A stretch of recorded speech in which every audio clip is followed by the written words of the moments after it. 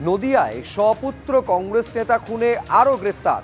নাকাশিপাড়ায় জোড়া খুনের ঘটনায় অস্ত্রসহ দুজনকে গ্রেফতার করা হলো। দোনলা বন্দুক এবং 7mm পিস্তল উদ্ধার হয়েছে। কংগ্রেস নেতা আনিসুর এবং তার ছেলে আবু সুফিয়ানকে খুনের ঘটনা ঘটে। এই খুনের ঘটনায় এখনো পর্যন্ত মোট 7 জনকে গ্রেফতার করেছে পুলিশ।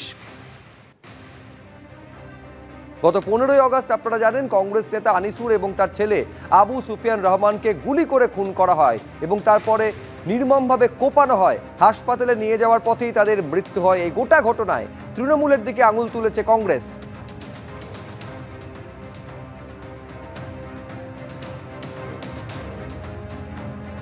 আর এই ঘটনায় আরও দুজনকে গ্রেফতার করা হলো। উদ্ধার হয়েছে 2টি আগ্নেয়াস্ত্র, দোনলা বন্দুক এবং 7mm পিস্তল উদ্ধার হয়েছে।